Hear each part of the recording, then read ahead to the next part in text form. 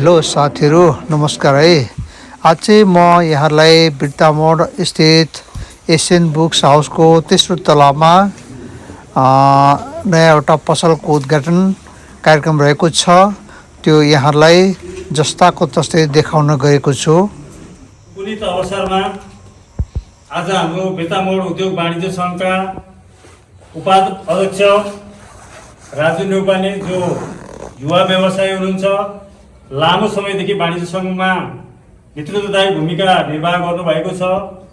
उहाँको प्रमुख आतिथ्यमा उहाँको बाहुलीबाट हामीले यो समुद्घाटन कार्यक्रम गरेका छौँ र निश्चित रूपमा आज युवाहरू विदेशमा पलायन भइरहेको सन्दर्भमा हाम्रो नानी प्रतिभा न्यौपाने सञ्चालिका भएर उनले मास्टर्स सिद्ध्याइसकेपछि आफ्नै देशमा केही गर्नुपर्छ। अब युवाहरू विदेश जाने होइन, आफ्नै मातृभूमिलाई केही आफ्नो योगदान पुर्याउनुपर्छ भन्ने उद्देश्य राखेर बारको परियोजना ल्याएकी छन् र यो परियोजनालाई सफल बनाउनलाई हामी बाबा मम्मी र उनको ठुलो दिदी प्रशंसा न्यौपानेको ठुलो योगदान छ र यहाँहरू आज उपस्थित भएर यो हाम्रो अभियानलाई हौसला प्रदान गर्न यहाँहरू आज हामीमाझ उपस्थित हुनुभएको छ।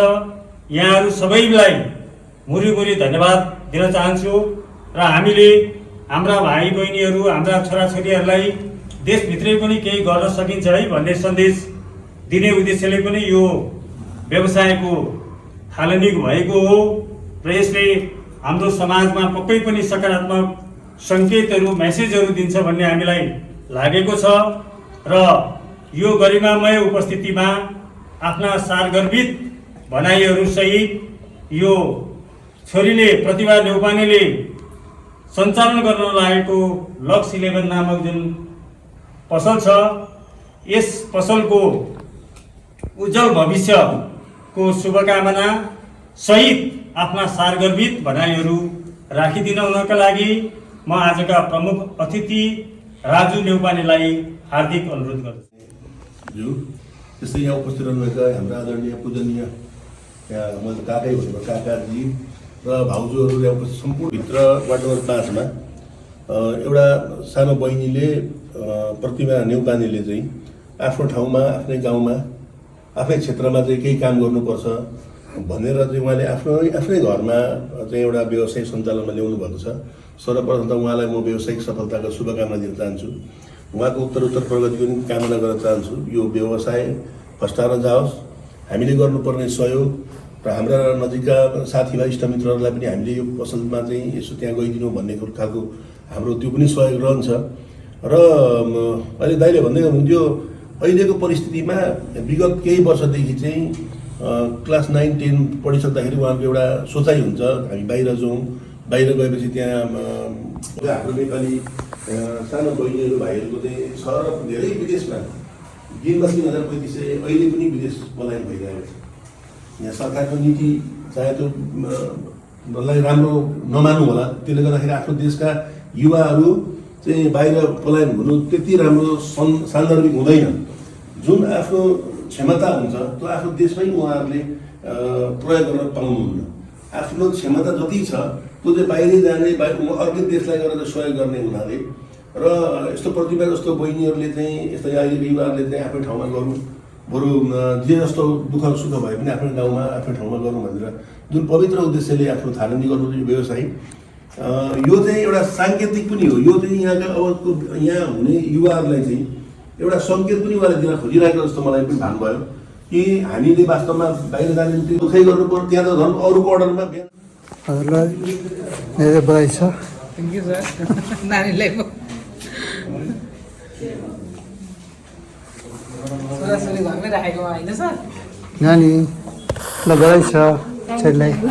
प्रतिभा ल तिमीलाई धेरै बधाई छ। के छ यसको बारेमा अहिले भन्नु न। अब नयाँ स्टोर खोलेको छ आफ्नै घरमा। अब तपाईँ आइदिनु भयो, तपाईँ जस्तै नै धेरैजना आउनुभएको छ। अब केही नयाँ उद्घाटन गरेर नयाँ गर्न खोजिरहेछ, अब सफल होस् भन्ने कामना छ। त्यही हो। हाम्रो चाहिँ के छ आइटमहरू के छ अहिले हामीसँग लुगाहरू छ, साडीहरूदेखि कुर्ताहरूदेखि ट्रेडिसनल वेस्टर्न दुइटै खालको कुर्ताहरू छ। अनि हामीसँग ज्वेलरिजहरू पनि छ, हामीसँग ब्यागहरू छ, अनि स्पोर्ट्सको आइटमहरू पनि सबै छ हामीसँग। ल धन्यवाद